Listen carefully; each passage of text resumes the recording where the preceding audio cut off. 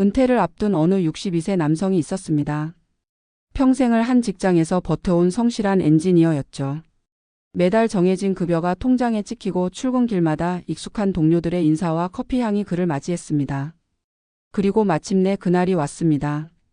사직서에 서명하고 환송회에서 박수를 받으며 퇴직금을 통장에 넣었습니다. 그날 밤 그는 오랜만에 맥주 한 캔을 따며 아내에게 말했습니다. 이제야 좀 쉬겠네. 하지만 그 다음날 아침 눈을 떴을 때 그는 알았습니다. 그동안 자신을 지탱하던 일이 사라지자 하루가 길고 낯설다는 걸. 통장은 무겁지만 마음은 텅 빈 듯 했습니다. 퇴직 후 그는 처음으로 시간이란 걸 얻었습니다. 그러나 그 시간은 선물이 아니라 시험이었습니다.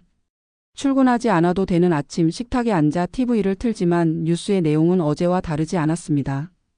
친구들에게 전화를 걸어보려 했지만 대부분 아직 현직에 있거나 손주를 돌보느라 바빴습니다. 그렇게 그는 점점 말이 줄었고 생각이 많아졌습니다.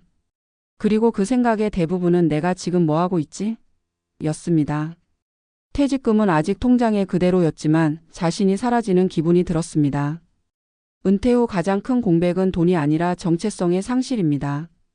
직장에서의 역할, 직함, 책임감, 목표 그것들이 사람의 하루를 구성해주던 틀이었습니다. 그런데 그 틀이 사라지면 남는 건 오롯이 나뿐입니다. 하지만 오랫동안 타인을 위해, 회사의 일정을 위해 살아온 사람에게 나 자신으로 산다는 건 생각보다 막막합니다. 그래서 많은 은퇴자들이 첫 해에 우울감을 호소합니다. 퇴직금을 어떻게 굴릴지보다 하루를 어떻게 채워야 할지가 더 큰 고민이 됩니다. 이 남성도 마찬가지였습니다.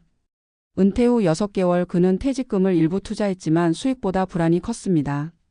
뉴스 한 줄 환율 한 번에 마음이 요동쳤습니다. 그러다 어느 날 아내가 말했습니다. 여보, 당신 표정이 퇴직 전보다 더 어두워요. 그 말이 그의 마음을 쳤습니다. 돈보다 마음이 먼저 무너지고 있었던 겁니다. 그래서 그는 방향을 바꿨습니다. 투자 대신 배움을 택했습니다. 평소 하고 싶었던 목공 수업에 등록했고 매주 복지관에서 진행하는 독서 모임에도 나갔습니다. 처음엔 어색했지만 어느새 나이 든 이들과의 대화가 그의 하루를 채우기 시작했습니다. 그는 그제야 깨달았습니다. 이를 떠나면 나의 자리가 사라지는 게 아니라 새로운 자리를 다시 만들어야 한다는 걸. 퇴직금은 그 자리를 만드는 재료일 뿐 완성품은 스스로의 손으로 빚어야 한다는 걸요. 그리고 중요한 건 그 재료를 어디에 쓸지보다 왜 쓰는가였습니다. 남은 돈이 불안의 원인이 아니라 의미를 만드는 수단이 되어야 비로소 편안해집니다. 전문가들은 말합니다. 은퇴 후의 첫 1년은 적응기가 아니라 재구성기라고. 돈의 흐름만 바꾸는 시기가 아니라 시간과 관계, 정체성을 다시 설계하는 시기라는 겁니다. 이때 무언가를 배우거나 작은 역할을 맡는 게 심리적으로 큰 도움이 됩니다. 자신이 여전히 누군가에게 필요하다는 감각, 그게 노년의 안정감을 지탱합니다. 반대로 아무런 계획 없이 머물면 불안은 눈덩이처럼 불어나 결국 돈 문제로까지 번집니다. 이 남성은 1년 후 달라졌습니다. 목공소의 벤치 위에서 친구들과 웃으며 커피를 마십니다.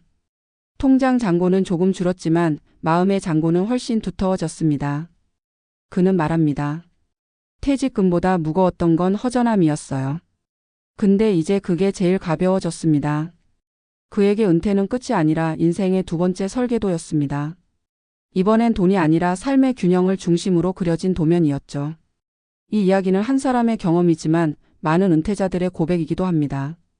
돈의 문제보다 마음의 준비가 먼저라는 것. 일의 끝이 아니라 의미의 시작을 준비해야 한다는 것. 은퇴 후의 행복은 퇴직금이 아닌 관계, 취미 그리고 자기 존재의 재발견에서 시작된다는 것.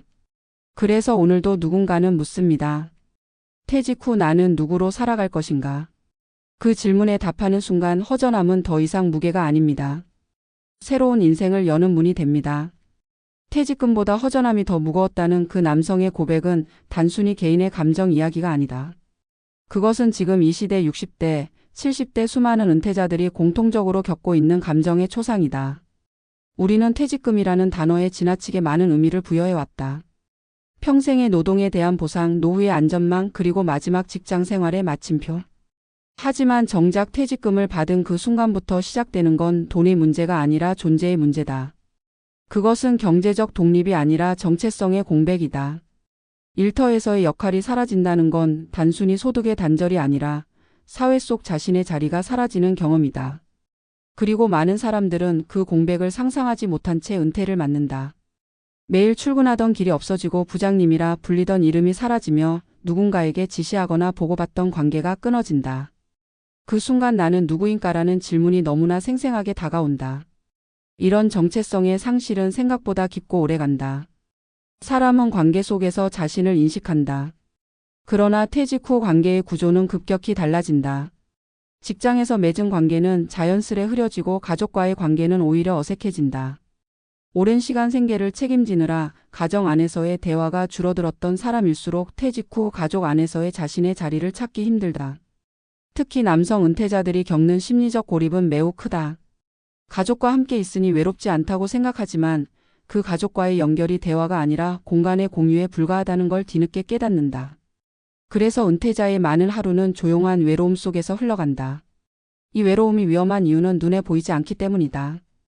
통장 잔고가 줄어드는 것은 수치로 확인되지만 마음의 잔고가 줄어드는 건 오랜 시간이 지나서야 체감된다. 하지만 그때는 이미 늦다. 우울감은 일상의 의욕을 앗아가고 무기력은 돈보다 훨씬 더 큰 손실을 만든다. 문제는 이 허전함을 돈으로 해결하려는 시도다. 갑작스러운 투자, 충동적 소비, 심지어 창업까지. 많은 은퇴자들이 뭔가를 해야 한다는 불안감에 휩쓸려 퇴직금을 활용하지만 그 결과는 종종 좌절로 끝난다. 그것은 돈을 잃어서가 아니라 방향을 잃어서다. 돈이 일하게 만든다는 말은 맞지만 은퇴 이후에는 마음이 일하게 만들어야 한다는 말이 더 중요하다. 일할 때 우리는 늘 누군가의 기대 속에서 살았다. 보고서를 제출하고 평가를 받고 성과를 확인받으며 살았다. 그러나 은퇴 후에는 그 평가의 시스템이 사라진다. 이제 스스로의 기준을 세워야 한다. 그것이 어렵기 때문에 은퇴 후 삶은 종종 방황으로 이어진다. 누군가는 하루 종일 뉴스만 보고 누군가는 카페에서 시간을 흘려보내며 오늘 하루도 그냥 갔다고 느낀다.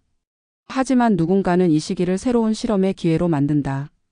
새로운 취미를 배우고 지역사회 봉사를 시작하고 평생 하지 못했던 공부를 다시 이어간다. 이런 사람들은 공통적으로 말한다.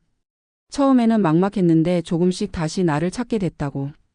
그 과정에서 중요한 건 대단한 목표가 아니라 작은 리듬을 만드는 일이다. 매주 한 번 누군가를 만나고 하루 1시간 무언가를 배우고 주말마다 몸을 움직이는 것. 이런 단순한 생활의 반복이 마음의 균형을 되찾게 한다. 그것은 돈이 주는 안정감과는 다른 종류의 평온이다. 경제적으로 여유롭지 않아도 마음의 루틴이 있는 사람은 불안하지 않다. 이 루틴은 스스로의 존재감을 회복시키는 가장 단단한 구조다. 반대로 아무리 돈이 많아도 루틴이 없는 사람은 매일이 허무하다. 전문가들이 말하는 은퇴 후 성공적인 삶의 기준은 그래서 단순하다. 하루를 지탱할 작은 역할이 있고 그 역할을 통해 누군가와 연결되어 있으며 그 안에서 의미를 느끼는가. 그것이 핵심이다. 그리고 그 시작은 대단한 목표가 아니라 나 자신과 다시 연결되는 용기다. 사회가 우리에게 요구한 역할을 내려놓고 내가 정말 좋아했던 일, 나를 기쁘게 하는 일을 다시 떠올려 보는 것이다. 그림을 그리든 악기를 배우든 글을 쓰든 그것이 인생 이막의 첫 문장이 된다. 돈은 그 문장을 길게 이어주는 연료일 뿐 이야기를 만들어주는 주체는 여전히 나 자신이다. 이 62세 남성은 그 사실을 뒤늦게 깨달았다. 그는 퇴직 후 처음 몇 달 동안 자신을 잃어버린 사람처럼 살았다.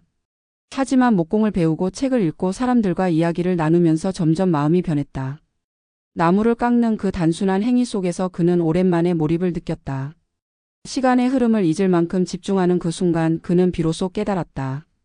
자신이 잃은 것은 일터가 아니라 몰입할 수 있는 무언가였다는 것을.